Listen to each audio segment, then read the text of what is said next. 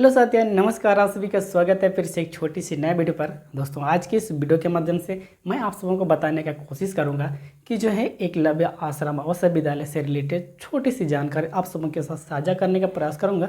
तो ज़्यादा समय ना लेते हुए हम सब सीधे इस व्हाइट बोर्ड के माध्यम से आप सबों को मैं बताने का प्रयास करूँगा कि आखिर जो है एकलव्य एंड आश्रम एंड आवासीय आदर्श विद्यालय के लिए उनकी जो है अधिकतम एज कितनी होनी चाहिए। बहुत सारे जो पेरेंट्स को नहीं पता होता है कि एज कितनी होनी चाहिए, जिसके वजह से कहीं ना कहीं जब एज क्रॉस कर जाती है तो बच्चे लिखना चाहते हैं लेकिन बच्चे नहीं लिख पाते क्योंकि एज ज़्यादा हो जाती है। तो आज के इस वीडियो के माध्यम से यही चीज़ बताने वाले हैं और कौन कौन से सब्जेक्ट की एग्ज़ाम आएगी, ये दो चीज़ एंड आप सबों को बताने वाले इस वीडियो के माध्यम से। पहला चीज़ है कि एज कितनी होनी चाहिए और दूसरी में एंड कौन कौन से सब्जेक्ट के सवाल आते हैं या पूछे जाते हैं ऑब्जेक्टिव रूप में। तो ये दो चीज़ आप सबों के साथ साझा करने का प्रयास करूंगा। तो सीधे व्हाइट बोर्ड के माध्यम से आप सबों को बताने का प्रयास करूंगा।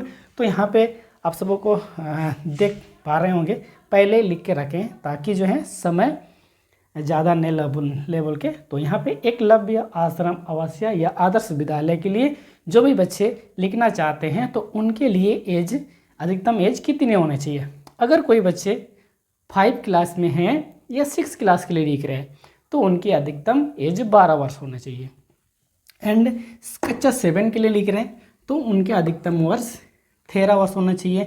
जो कच्चा 8 के लिए लिखना चाह रहे हैं, जो 7 क्लास में हैं 8 क्लास के लिए वो लिखना चाह रहे हैं तो कम से कम अधिक से अधिक 14 वर्ष यानी अधिकतम वर्ष जो है 14 वर्ष होने चाहिए। अगर देखा जाए एंड बहुत सारे ऐसे पेरेंट्स होते हैं कि जो एज लिमिट पता नहीं होने के कारण बच्चे इंटरेस्ट होते हैं लिखने के लिए इस प्रकार के स्कूल में पढ़ने के लिए, लेकिन बच्चे नहीं लिख पाते क्योंकि उनकी जो एज जितनी अधिकतम सीमा होती है उससे ज़्यादा हो जाते हैं, क्रॉस हो जाते हैं, जिनकी वजह से बहुत ज़्यादा बच्चे कहीं ना कहीं इंटरेस्ट रखते हैं कि मैं भी इस तरह का स्कूल में पढ़ूँ, तो ये एग्ज़ाम नहीं लिख पाते हैं। तो ये थी छोटी सी जानकारी एज से रिलेटेड, क्योंकि बहुत सारे जो पेरेंट्स लोगों को पता नहीं होता है, बच्चे लिखना चाहते हैं लेकिन उसकी एज क्रॉस कर जाती है।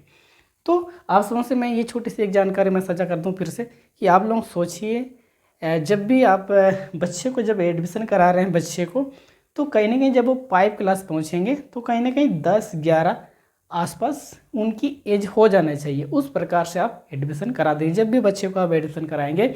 एंड 1 क्लास में एडमिशन कराएंगे एंड सरकारी स्कूल में तो कहीं ना कहीं आप मेंशन करके रखिए कि कैलकुलेशन के तौर पर कर लीजिए कि जब वो इसके एज जब वो कक्षा 6 में जाएंगे तो कहीं ना कहीं अधिकतम 12 वर्ष हो जाती है, यानी 10-11 11:30 आसपास तक हो जाए। उस प्रकार से आप लोग मेंशन करके एडमिशन कराइएगा एज को।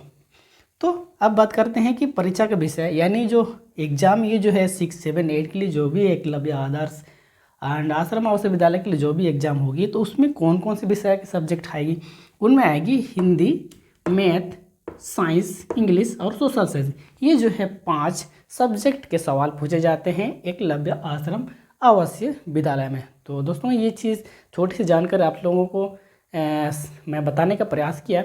और मैं दोस्तों एंड आश्रम विद्यालय कुछ का स्टूडेंट हूँ दोस्तों, और थोड़ी सी मेरी जानकारी ज़रूर है इस प्रकार के स्कूलों के किस प्रकार के सवाल आते हैं, तो इसलिए एंड आप सबों के साथ नेक्स्ट वीडियो में ज़्यादा ज़रूर साझा करेंगे।